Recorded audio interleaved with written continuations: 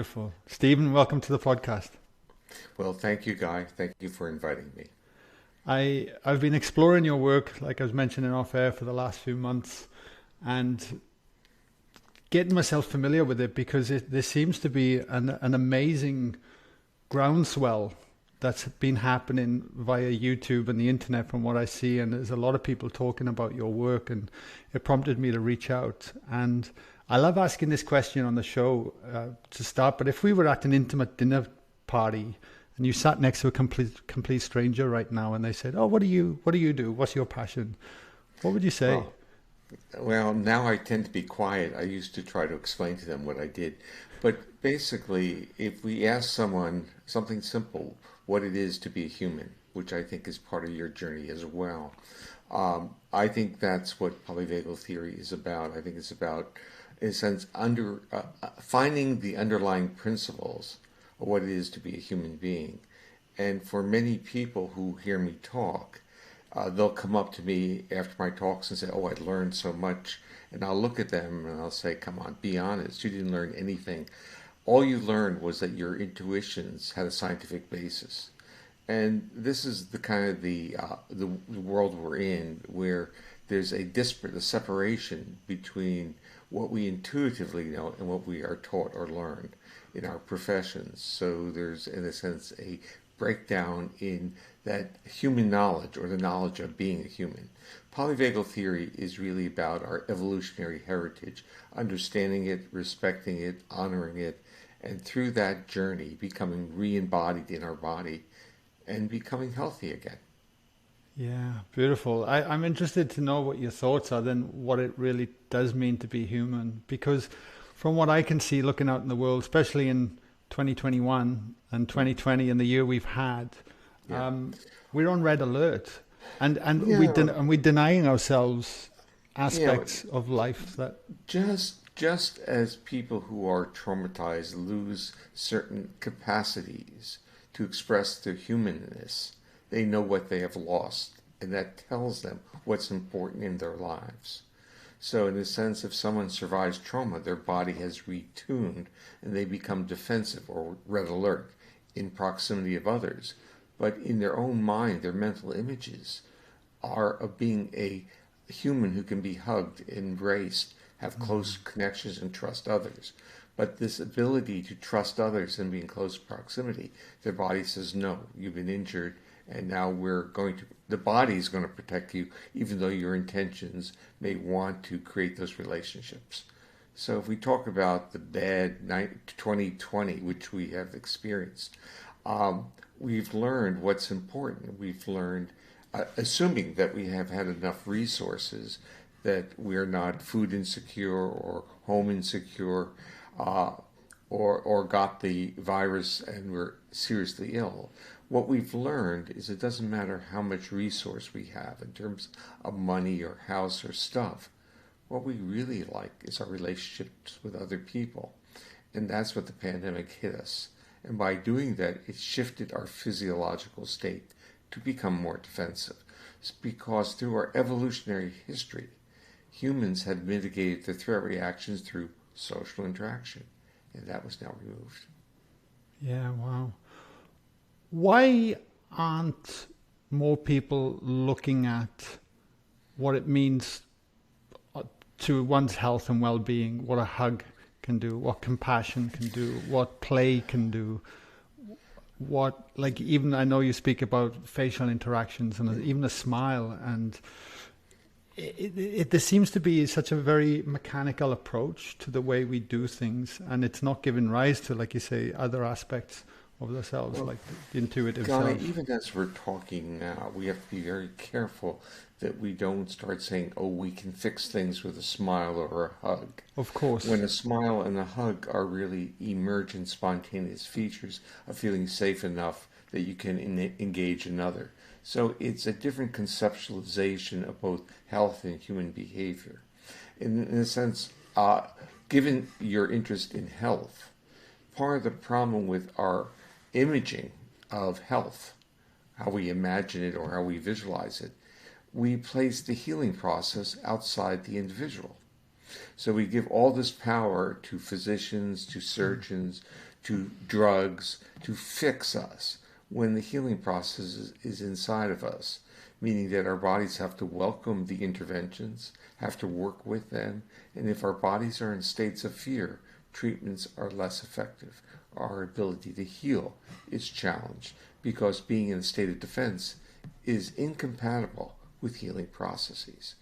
And I mean, this is a physiological, neuroanatomical, neurophysiological reality, yet it's not really what's discussed. So when people say, oh, if you're in a surgeon's office, you should relax, people will make statements, you should relax, as if it's the agency of the individual to say, I can now relax, when the body is in total state of threat. We have to understand that our nervous system evolved to detect threat. And if we want people to relax, we have to be aware of what are the cues of safety as well as the cues of threat. And we can't tell them, relax. We have to create the environments for them to feel safe enough. Meaning we can't tell them to fix themselves. We have to support them. Got it. And that's where the polyvagal theory then starts to come into play. Polyvagal theory, I think one can juxtapose it to the history in psychology of behaviorism, where everything was an input-output relationship, a stimulus or response, so that if you wanted improved behaviors, you rewarded the behavior, you got more of it. But what it forgot was that the individual's physiological state, how they felt, in the context of their learning experience, was a major determinant of whether or not they could learn. So if they felt safe and they didn't have to be hypervigilant and detect threat, well, of course they could detect the features that they were supposed to be rewarded for. They could learn. But if they were frightened and they were scanning the world for predators, they didn't have any resource to process the information. Healing is the same type of thing. Our body needs to feel safe. We've, in a sense, many ways blown it. Our nervous systems have been telling us for decades that we're in a state of toxic stress. Our kids don't want to go to school because their guts hurt them. And so what do? We say, go to school, you'll get over it. Or what we're really saying is don't feel your body, become disembodied. Block the feedback loops that evolved over millions of years in vertebrates to tell you that your body's under a state of threat. Just reject those. Become numb to it and move on because you're a cognitive intellectual organism. And what do? We get so-called stress disorders. Rather than saying, I respect the fact that my body is detecting threat, but let's see if my body can detect cues of safety. Let's change the context. Let's change school from being 24 hours, 7 days of the week, evaluative, to a shared journey of intellectual curiosity. Let's change medicine from evaluations, which is very similar. You go to a doctor. What do you go for? To be evaluated. How do you feel in the medical environment? You feel threatened because evaluation is your nervous system interprets evaluation as threat. So let's say that we treat medicine differently. We say, look, we're going to learn about your body.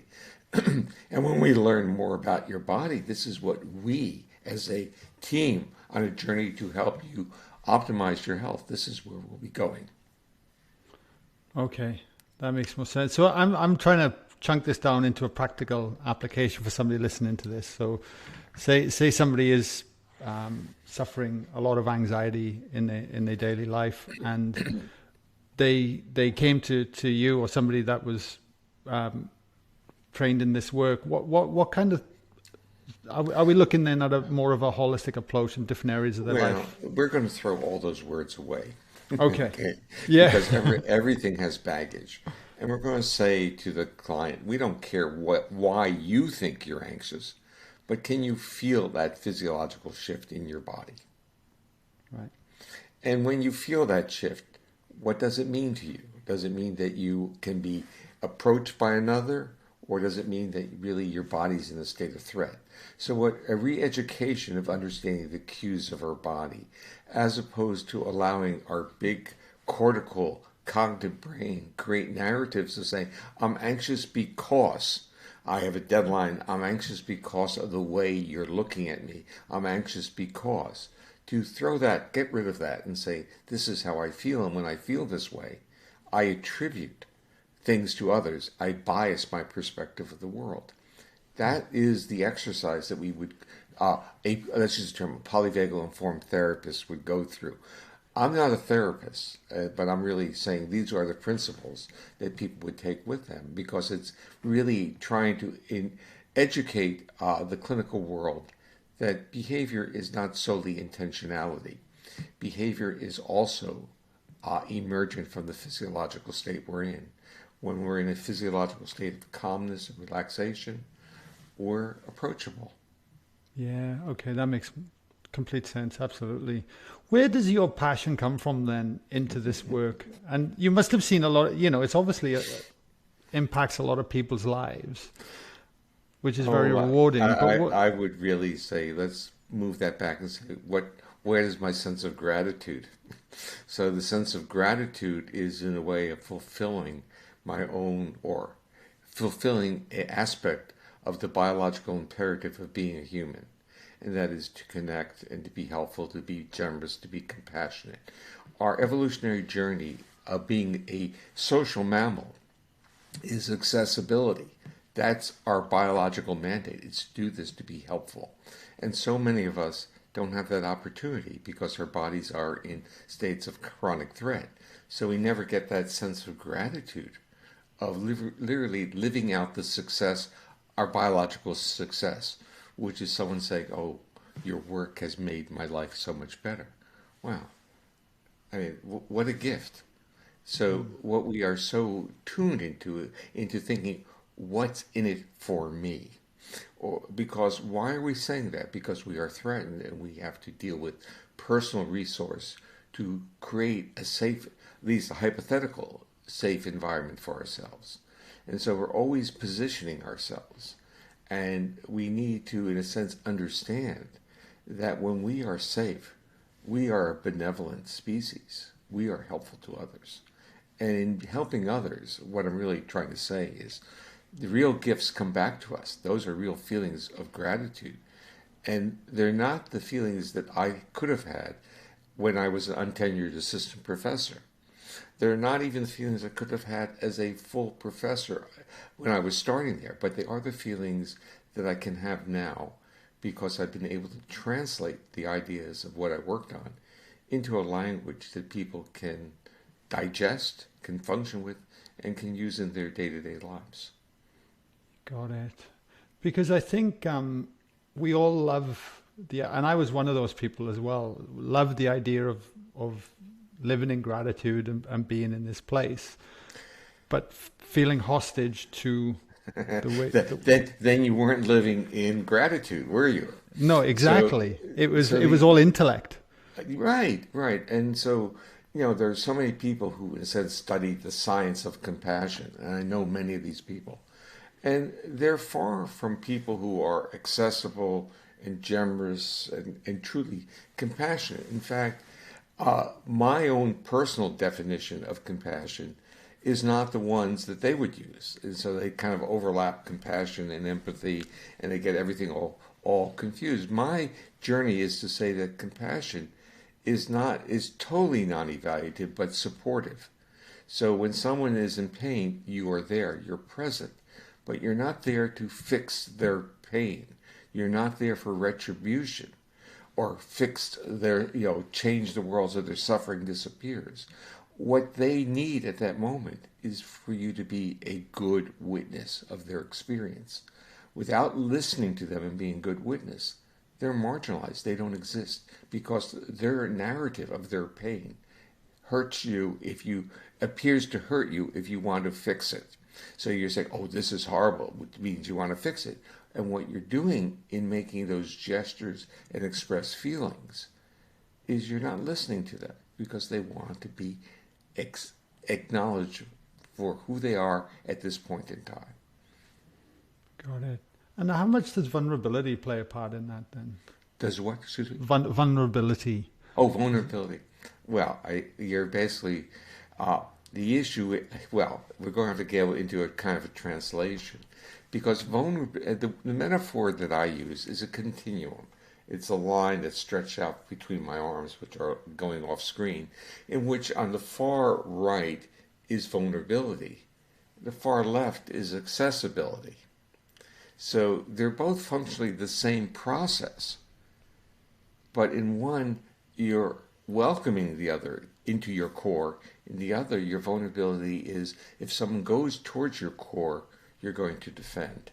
And the other metaphor that I have is that we are a warm, benevolent core as a species, loaded with wrappers of defense. So underneath the core is this wonderful, loving, compassionate, benevolent core. But that core can't be expressed if the feelings are feelings of vulnerability, because you won't let anyone in it. And I think the world of trauma has taught me so much about this, because this is very much a stereotypical script of a person who has been survived trauma, and that is they want people to come into their core, but they are not going to allow anyone to come into their core. The wrappers are going to be defensive.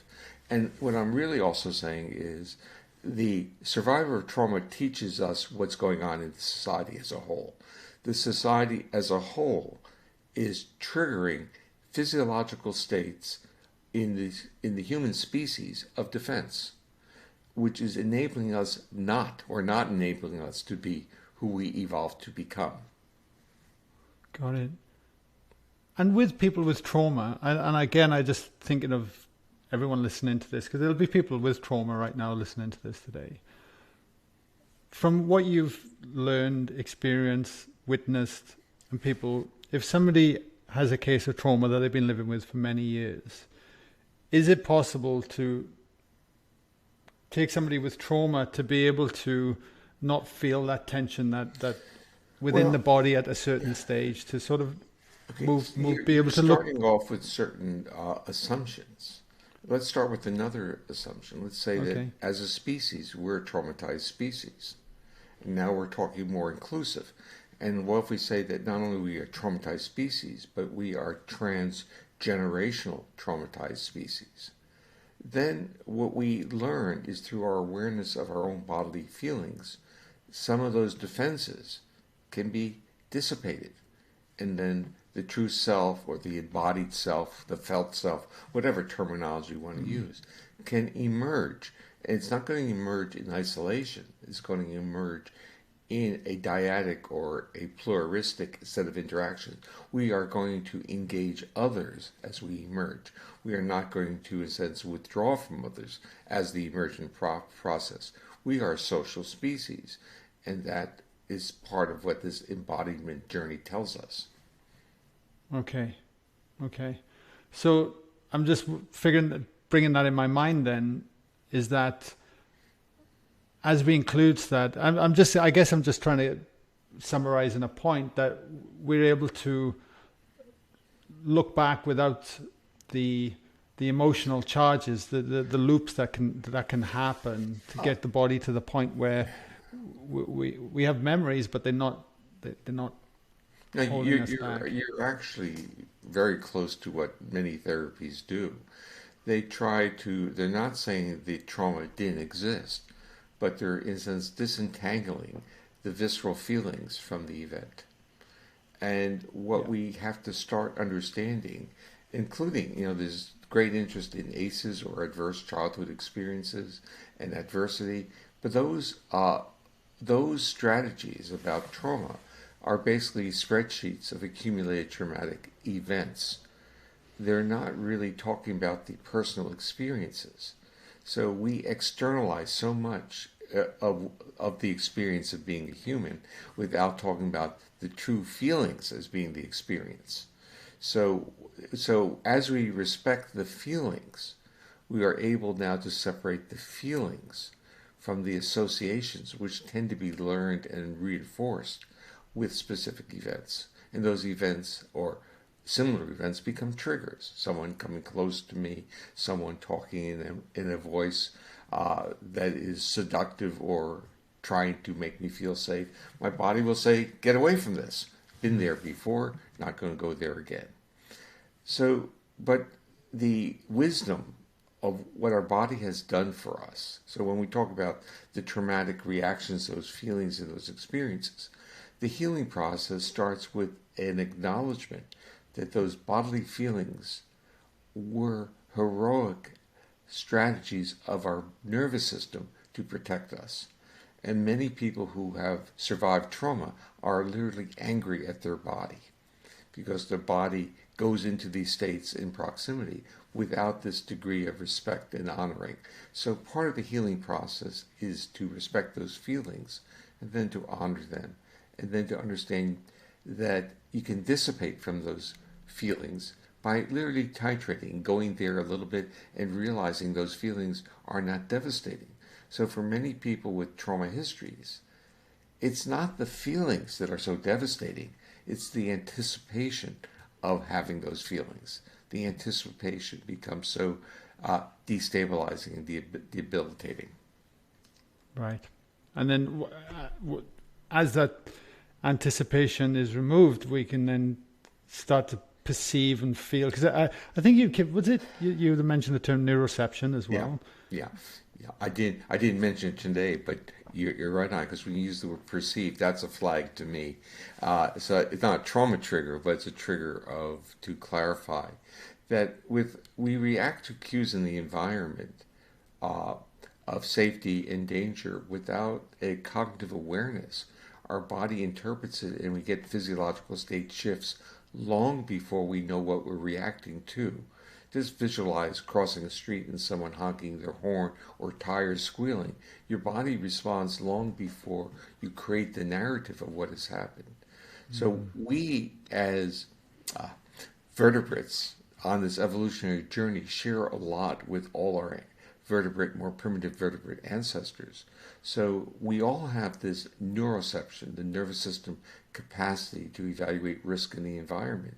So we have a neuroception that detects danger and life threat, which is shared with many primitive organisms.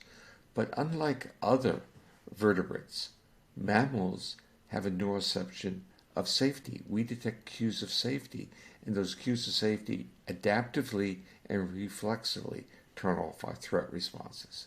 And just visualize the crying baby that's being calmed by the mother with the prosodic voice, the gentle gaze. And think about if you have a puppy, you do the same thing. You talk to the puppy with the prosodic intonation of voice. So we know intuitively how to downregulate threat responses, but that's a uniquely mammalian feature. Yeah. And that's what our nervous system is craving. It doesn't mind the removal of threat cues. Let me make that statement. But that's not enough. We need cues of safety. So metal detectors may keep the guns off of airplanes, but that's not making us feel safe on the airplane. Of course, yeah. I'm interested to know your thoughts on meditation as well. And if you looked at it, because, and I have no doubt as well, people that their body is carrying trauma, that just sitting down for 1 minute could feel like hell. Yeah, well, I mean, I wouldn't say everyone knows, but many people know now that meditation for people with severe trauma can be disastrous, because if they don't move or close their eyes, they're vulnerable. Their bodies feel vulnerable. So there are different ways that things could be done, and so that people who have trauma histories may gravitate towards yoga with some movement. And so as long as we're moving, that vulnerability is less. So there are different ways of, in a sense, engaging the neuroregulation of our autonomic nervous system. And part of it, I mean, once you understand, again, Polyvagal Theory outlines the sequence. But if we keep moving with facial interaction, like with dancing or play, team sports, drum circles, this type of activity, there is a co-regulation amongst the people doing that. The magic word here is co-regulation. And co-regulation provides the basis for self-regulation. And again, within our community, within our civilized community, we place such a high value on self-regulation. And we basically get angry at children and others who can't self-regulate, when in reality, co-regulation provides the resource that enables us to be bold, to go off and do exciting things, and to self-regulate. Yeah, it is interesting, isn't it? Because sometimes it's the last thing we feel like doing if we're in a state of stress, though, is to actually be with other people and have that human connection Yeah, well, that's not wrong either. You see, you're really, I would say, a good host or a good guest for this dialogue, because what you're saying is, when you have true feelings, it gets in the way of interacting, and the answer is yes. But you now, in making that statement, there is an awareness of your visceral feeling. That's powerful. So then you would say, when do I feel better? When does it dissipate? Does it take time? Do I need to go to my room, close the door to dissipate? Do I need to sit and listen to music? Or do I need to do some breathing exercises? Or just go for a walk? And many people do these various things. However, they often feel that they shouldn't have to do those things. They should be able to will it on their body. And in this view that they can control it and will it, it's a dishonor they're dishonoring their own nervous system, because their nervous system is telling them it's just not safe enough. Yeah, okay. It's interesting when you say that, because when I look at my own journey over the years, I've gotten to know myself really well, if you like, and I honor how I feel. Like if I'm about to exercise, it's like, am I too tired? Is my nervous system saying, go for a walk instead? And it's not being lazy, but it's actually, and then sometimes I feel really vibrant and there's a lot of energy to burn, and I will actually do something creative or whatever it might be, as opposed to being unconscious. Exercise is something kind of unusual, because I do it, and I've been doing it over the past couple of years as almost daily, and it's part of the aging process and trying to stay healthy. But I would say that it's not necessarily enjoyable, but it certainly enables me to sit down at the desk for several hours afterwards. And my exercise routine can go from 45 minutes to almost 2 hours. So that's because I'm doing stretches, lifting, walking up and down staircases with weights, and then I do elliptical for 2.5 miles. So what's interesting to me is almost a separation between a psychological negativity to wanting to exercise and the actual experience itself. So it's like, for decades I said, well, I don't have the time for this. I don't really like to do this. I like to play. And so I used to like team sports a lot. But that's not the same, because that's face-to-face, it's social, it's moving. But as you get older, team sports kind of leave the table, and exercise becomes your kind of portal to maintain certain levels of health. But there's also kind of issues of, it doesn't feel great, there's a little bit of pain, do you work through the pain or not? And I'm actually finding it extraordinarily interesting that there are cues of discomfort that are extremely minor, that don't get exacerbated by the exercise. It's kind of like, it's almost like a learned, oh, you're exercising, better have some pain. So it's kind of a strange thing, because if I, in a sense, say to myself, well, I'm going to do another 3 or 4 minutes on the elliptical, or walk up another 4 or 5 flights of steps with weights, just do it. It's never been in, and this has now been 2 years of working on this exercise. It's never been, oh, I've overdone it. It's just been, just do it. Yeah. And to me, the feeling of really being, the feeling of health from it is actually looking at, again, I use I have a Fitbit, so I can see the heart rate curves coming back. So the feeling of that I did something is the fact that I could get my heart rate up really high, and then it actually came down. It came down quickly, and I had this feeling, a resilient nervous system is making me feel good, that I can see on paper. So my narrative is, now I'm a healthy guy. The system is resilient and recovering. So it's working from both levels, the physiology, the feelings, but also my narrative. My narrative is, yeah, I'm a healthy guy. Yeah, which is a great narrative, you Yeah. know. I'm intrigued as well while we're on this topic because I noticed that you did a study on HRV, heart rate variability, way back in 1969, if I'm not mistaken, according to your website. I'm like, Yes, wow. wow. So He's a you've scholar. been looking at HRV, and it's a term that gets thrown around a lot. Yeah. Today, you know, you got your Apple Watch, you could check your heart rate variability. Am I fatigued? Am I not? Like, what are your thoughts and insights? Like, what is heart rate variability? I'd love you to break that down and how Well, can it I'm support us? I'm living in a world in where something that I kind of fought to be acknowledged is now being treated in the way that I didn't fight for it to be acknowledged. Right. So it became a construct and a metaphor.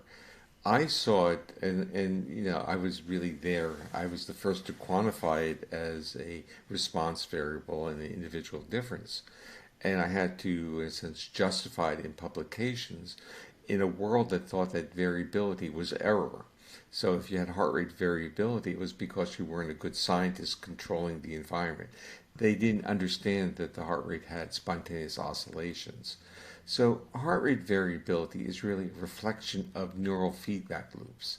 And that really has to be at the underlying aspect. Heart rate variability became a global construct, and it's really merely a descriptor. It's saying that the variance, the consistency between the time between heartbeats varies. But within that pattern of beat to beat heart rate are biological rhythms that reflect neural feedback loops, and that was my journey. And that's even where polyvagal theory came from. And the journey was that you could see these rhythms, and some of these rhythms were not only easy, I wouldn't say easy, they were definable, but the neurophysiology underneath them was also definable. And one of them was the respiratory rhythm. And that one was observed actually in the early 1900s as an indicator of the cardiovagal inhibition, the ability of the vagus, a cranial nerve, to actually inhibit the heart's pacemaker. And I started calling this cardiac vagal tone, that you could actually get this measurement. And so, and this is respiratory science, arrhythmia is the observable. So heart rate variability is a global construct of beat to beat variability, but has the potential to be reanalyzed to extract neural influences, including that of the vagus. Right. Now, I need to add one thing. It becomes important if your metaphors and your theoretical orientation say that the vagus is critical to the systems that you're studying, whether it's critical to health, to cardiovascular function, or even sensitive. Where I start, I saw it as being sensitive to mental effort. So I actually came from it from a more cognitive processing linked to bodily activity. Okay. And so what's getting in use today with heart rate variability is, I'm just trying to simplify what you said, is then if we're getting feedback, we're getting data and we're looking at it, and we can, what are we wanting to do with that data? You see, As this becomes. I've actually had podcasts on this where people want to hack the system, right. and they miss the understanding of this is a system that's reflecting homeostatic function. So it wants not to be hacked. It wants to be relaxed. It wants, in a sense, to be supported. Then it will do its job. And we're evaluating it. Remember, I mentioned this issue of evaluation all the time. And those processes of evaluation can actually be counter indicative to the actual process you want to enhance. So if you see the pattern and it's low, your body goes into the state of threat, and it gets even lower because your body is shifting neuroregulation to deal with threat. And the vagal regulation that's seen in heart rate variability is the antithesis of being in a state of threat or being in a state of severe mental effort. So it's a state of allowing your body to be. And that's, so if you go back to the meditative question and don't even stay there, move into the breathing meditations, the respiratory movements. When we exhale slowly, the vagal influence on the heart becomes greater.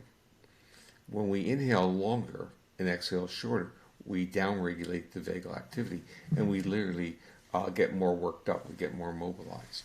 And so these have been, of course, traditions for thousands of years about breathing, slow exhalation, but also what is singing? Slow exhalation. What is playing wind instruments? Slow exhalation. What's chanting? Slow exhalation. So, I mean, there's a lot of consistency through the history of man about what it is that makes us feel better. Slow exhalation is really a wonderful toolkit that we all have. It's a portal because we have intentionality on that, and we can exhale slowly. Yeah, and it's given us the time and the space to do it, though, isn't it? In our busy lives, is a big thing. No, it's fascinating with everything you say, and I'm interested to know your feedback. Because I was mentioning about through my own meditation experiences, and it was through different practices and techniques. I had what was called a Kundalini awakening.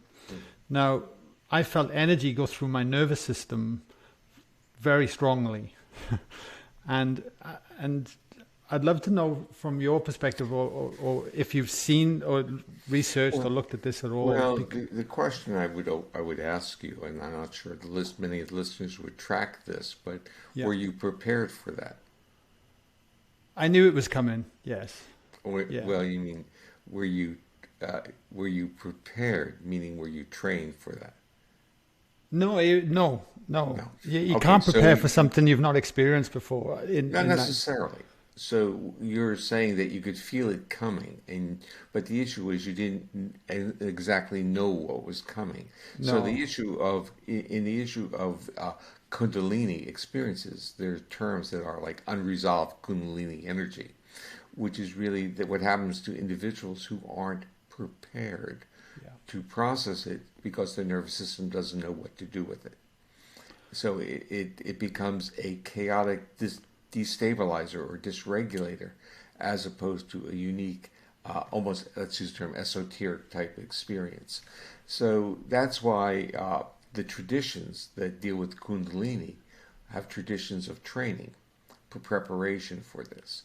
So the part of all this is where we go in our own, whether we use it as a spiritual a ladder or a spiritual cord, the experience to drive us there, or we view it as a dysregulator of our life. And there are people who have had really serious breakdowns following Kundalini experiences.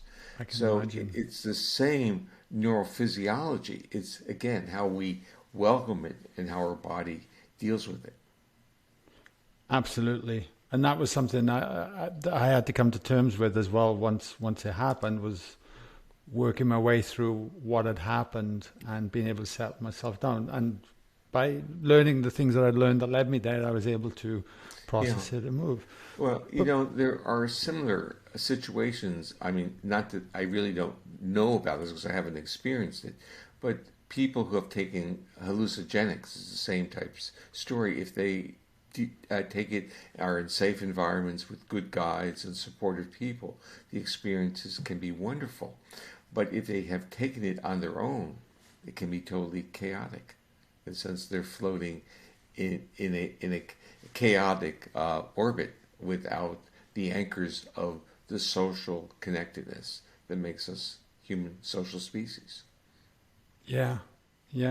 And one last question on the topic I have for you, which I find fascinating, because you talk about Neuro-ception, and I'm just trying to simplify it for my own mind as well. Then, does the nervous system continue to adapt and evolve as we continue to work with it, basically? Is it always an adaptation there? Because I've found since that experience, senses are heightened, and I find I feel things more than I did previously. Well, a lot has to do with, let's say, where you were before, so it's hard to make a judgment of whether the awakening that you're experiencing is an amplification or an awakening. So, you see, my model would be that you're taking off wrappers and the core of you is beginning to express itself. And the core of us literally has a heightened sensitivity for cues of safety, which enable connectedness and expansiveness. So the other part of the story is that you don't have even expansive thinking, appreciation for aesthetics or spirituality, unless your body's safe. And so, so the issue is everything comes back to this background of a physiology that is safe.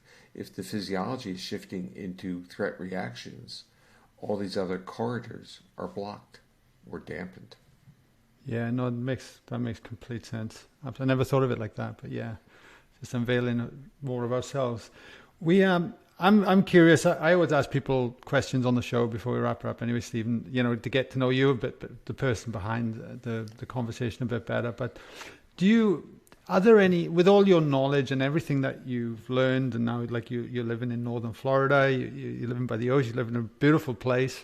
Are there any how does your mind work? Are there things that you ensure you implement every day from this kind of work so you're looking after yourself? Are there any practices? It's a fair question.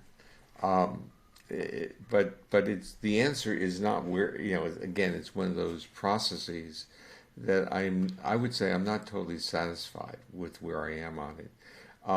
I've been working on breath. I've been working on actually a nostril breathing to try to, in a sense, get greater sensations of it and to become more aware of it. That doesn't mean all the time being aware of breathing, but the exercise is to be awareness of the air moving into each nostril independently to get the sensations.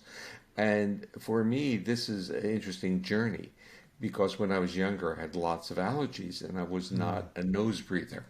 So a nasal congestion was, in a sense, part of a world I was living in, and falling asleep with nasal congestion can also wake you up. So it creates some type of apnea, especially if your mouth is closed. But over the past actually, it was my transformative moment was when my older son was born, and that was 40 years ago. And then my allergies just disappeared. And was an interesting, I would say, psychological, physiological transition, because it was a shift in priorities from self-oriented to child-oriented. And I think what we start learning is that the core of who we are thrives when we are able to be helpful to those close to us. So we are actually, as a parent, it has a tremendous positive attribute for our health, even though as parents we often feel that we're depleted. I think it shifts the priorities from a self-orientation to a child or family orientation. And I think this changes our physiology. So for me, if you're asking me, there are two things that I do every day. I do a body scanning. I try to go and feel my body and feel, especially I'm trying to feel down to my gut and lower limbs. And then I'm also trying to work on nostril breathing, which is down the other part of the body, to try to feel this whole movement of air going through it and the cues that elicits. In a sense, almost the taste of the air. So you start getting a different sense, you get a palate of the air when you start doing nasal breathing. So it's kind of, this is what I'm doing now. I used to think that things like posture shifts would be the answer. That was my earlier metaphors. I felt that exercise was really a misdirection, that our nervous system really didn't need the cardiac output, especially when you're young, but it needed posture shifts. And the posture shifts were triggers to a very complex neurophysiological circuits. So I do that still. I have a tilt table, but I built, as a researcher, an oscillating tilt table that literally tilted me rhythmically to simulate or entrain certain biologically relevant rhythms. Unfortunately, I don't have the table here, but when I used to have it, I would, when I had it in my lab, and when people would visit and they wanted to try it out, they didn't want to get off of it. It was it was cool. It was like so relaxing for them to feel this gentle oscillation. People would think, it's like being on the waves, but it's slower, and your head is never dipping below horizontal and only going up 21 degrees. So it's all physiologically tuned, and the body just says, "Oh, this is where I should be." Wow, that sounds fascinating. There's a couple of things I want to just mention on there. First of all, I've got a 10.5 months baby daughter, Oh, and it's been the best thing that's ever happened to me. Like I laugh more. My heart's wide open. It's just incredible, and I so relate to what you say. yeah. And the other thing is that I've had Patrick McEwen on the show of the Oxygen Advantage. I'm not sure if you're familiar with him, No. and also James Nestor, who did the research and recently released science journalist wrote a book on breath, all about the nasal breathing. And I've been applying it in my own life as well for the last couple of years, and it's been an incredible journey. Yeah. One I never thought I would say, but yeah, it seems to come up all the time at the moment, which is interesting. Last question for you. If you were to gift a book to anyone, what would it be?